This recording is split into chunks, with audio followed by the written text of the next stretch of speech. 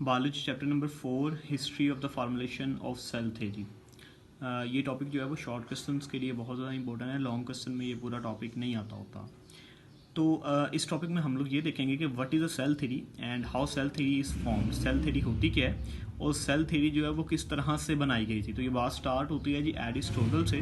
Aristotle ने सबसे पहले बताया था कि there is somehow relationship between all the living organisms in this world. इस दुनिया में पाए जाने वाले जितने भी लिविंग ऑर्गेनिजम्स हैं उनके दरमियान कोई ना कोई रिलेशनशिप जो है वो ज़रूर मौजूद होता है। तो बाकी साइंसदान जो है उन्होंने ये बात सोचना स्टार्ट कर दी कि हाउ इट इज़ पॉसिबल कि इस दुनिया में मुख्तलिफ तरह के ऑर्गेनिजम्स हैं और उन सारे ऑर्गेनिजम्स की करैक्टरिस्टिक्स जो हैं वो डिफरेंट होती हैं। तो फिर ये सारे ऑर्गेनिजम्स जो हैं इनकी प्रॉपर्टीज़ आपस में किस तरह से मिलती जुलती हैं। और एरिस्टोटल ने ये बात कैसे किया, प्लांट जो है वो डिफरेंट होते हैं, एनिमल्स जो हैं वो डिफरेंट होते हैं, माइक्रो ऑर्गेनिज्म इनसे बिल्कुल भी नहीं मिलते जुलते होते।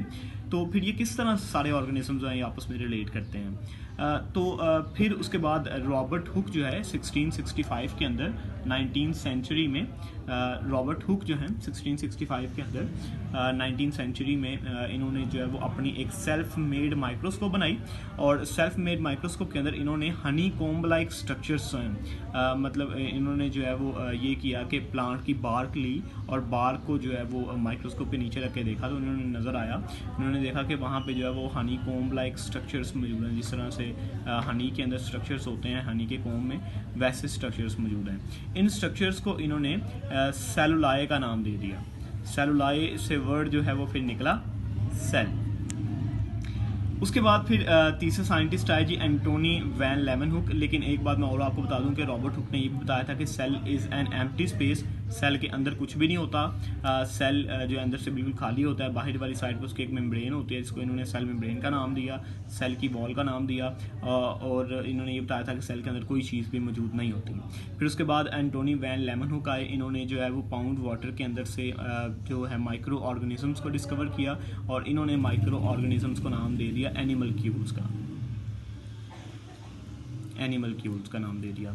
उसके बाद जो है वो डी लामार्क आए। डी लामार्क ने ये बात बताई थी कि इस दुनिया में कोई लिविंग ऑर्गेनिज्म नहीं हो सकता जब तक कि उसकी बॉडी के अंदर सेल मौजूद ना हो। इसका मतलब ये हुआ कि लाइफ होने के लिए कौन सी चीज़ का होना ज़रूरी है, सेल का होना ज़रूरी है। फिर उसके बाद रॉबर्ट ब्राउन आए। रॉबर्ट ब्राउन ने जो है वो सेल के अंदर न्यूक्लियस को डिस्कवर किया और इन्होंने जो है वो रॉबर्ट हुक की बात को गलत साबित कर दिया कि रॉबर्ट हुक ने कहा था कि cell is an empty space, लेकिन रॉबर्ट ब्राउन जो है उन्होंने सेल के अंदर से न्यूक्लियस को डिस्कवर करके बता दिया कि सेल के पास तीन चीज़ें मौजूद होती हैं। सेल के बाहर सेल मेम्ब्रेन होती है, उसके दरमियान में न्यूक्लियस होता है और साइडों पे जो है वो एक वाटर लाइक मटेरियल मूव कर रहा होता है which is called the cytoplasm. उसके बाद दो साइंटिस्ट आए जी मैथ्यूस शेल्डन एंड टोडर श्वान। जो शेल्डन है ये एक बॉटनिस्ट था, इसने जो है वो प्लांट के सेल्स की स्टडी की। उसने बताया कि दुनिया में पाए जाने वाले सारे प्लांट्स हैं उनके पास सेल मौजूद है। जो श्वान है वो जोलॉजिस्ट था और इसने जो है वो एनिमल्स की स्टडी की, एनिमल सेल की स्टडी कर। उसने बताया कि इस दुनिया में पाए जाने वाले सारे के सारे जो एनिमल्स हैं उनके पास सेल मौजूद होता है। फिर उसके बाद रोडोल्फ विर्चू आए। रोडोल्फ विर्चू ने ये बात की थी कि ऑमनिस सेलुला ई सेलुला, मतलब कि new cells are found by the division of pre existing cells. Louis Pasteur ने इनकी इस बात को एक्सपेरिमेंटली प्रूव करके बता दिया कि वाकई जो है वो नए सेल्स जो हैं वो पुराने सेल्स की डिवीजन से ही बनते हैं।